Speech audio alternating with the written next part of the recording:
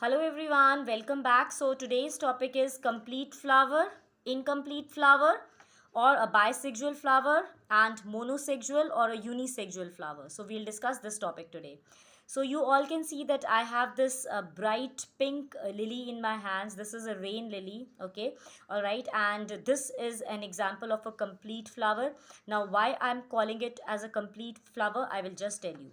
So in order to be a complete flower has to have four whorls, okay, four surroundings it should have. So this is the first surrounding of this flower, okay. This is called calyx, okay. A group of sepals is called calyx. This is the first surrounding or the first whorl of the flower. Then next whorl you all can see, or the next surrounding, is the petals, okay. So a group of petals is called corolla. So this second layer is also there, so we have two whorls now. Now the third whorl you can see is these parts, okay, these yellow parts you can see. So this is anther, you all know this is anther, this yellow part. All right, then this thin filament, okay, this one, this white tube, this is your filament, okay, and this is the male reproductive part of the flower, okay. So this is the third whorl, we have this in this flower. Then now you can see that this portion is also there, this part is also there. So you can see this portion, this is called stigma, and this tube, this white tube, is called style, okay.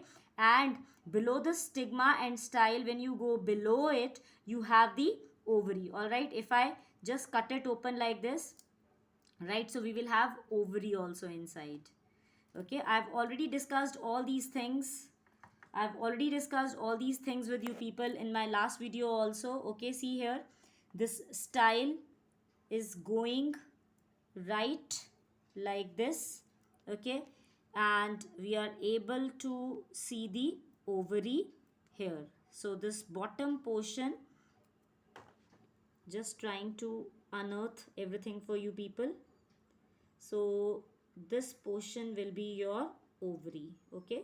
So here we have, yeah, I've just removed it only. So this portion is your ovary. So this was the female part of the flower.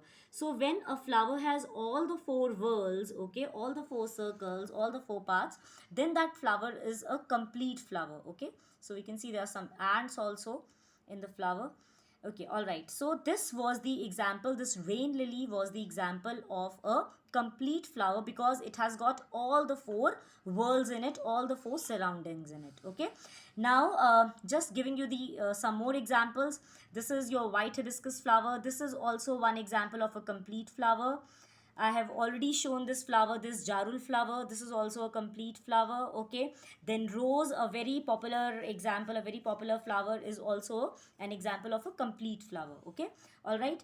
Now, when I told you about this pink lily, all right. So I told you that it has got this male reproductive part, and it has got this female reproductive part also, okay. So a flower which has got both male as well as the female reproductive part, so they are called bisexual flowers, okay. So hibiscus, portulaca, jarul, rose, they are all examples of bisexual flowers, okay. All right, now I'm really excited to share some examples of incomplete flowers with you people, okay. I have collected many flowers from, like my neighborhood. So this, do you recognize this flower? All right, any guesses? Okay, I'm waiting. Okay, so who guessed that this flower is of a bottle gourd? They are correct. Okay, this is a bottle gourd flower. Okay, and this is another bottle gourd flower. So why I have collected these two flowers? Of course, I have collected them because they are different. Okay, all right. Now you can see that this bottle gourd flower has this thing here. Okay, this is actually the fruit. This is actually the ovary. Okay, here, and this bottle gourd flower doesn't have this structure here, okay. It doesn't have this ovary here. So you can see that this bottle gourd flower, it is actually a male bottle gourd flower, okay.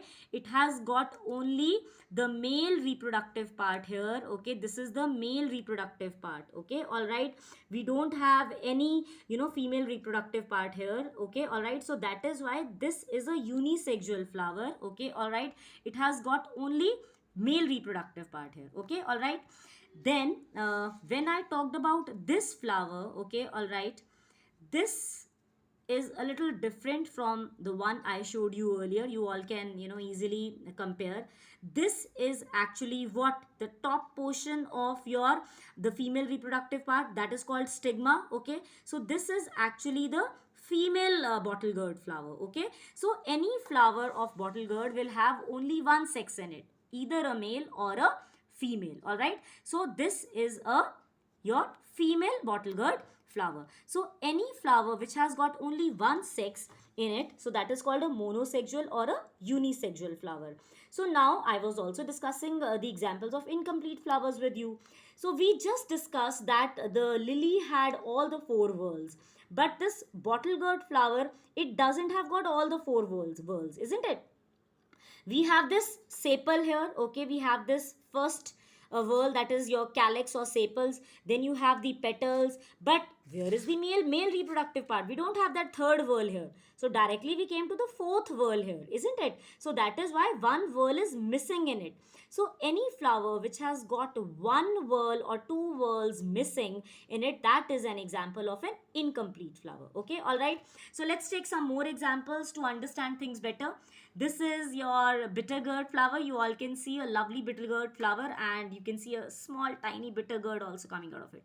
So students, this is actually a female bitter gourd flower, and this bitter gourd flower doesn't have any fruit beneath it, no ovary.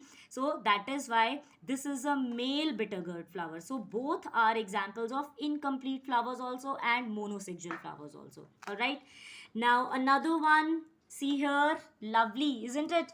This is your pumpkin. Okay, again, this is the ovary actually. So this flower is an example of a, yes, any guesses? My god, beautiful it is, isn't it? Right, so this is your stigma. All right, the top portion is your stigma, then you have the style beneath. Okay, and then of course this is your ovary here, which develops into a fruit. So this is your female bitter gourd flower, and see here, no fruit. This is your male bitter sorry, this is a pumpkin flower. I'm really sorry, this is pumpkin, not bitter gourd. All right, so this is your pumpkin flower. All right, so stigma, style, and your ovary. Okay, your fruit pumpkin here.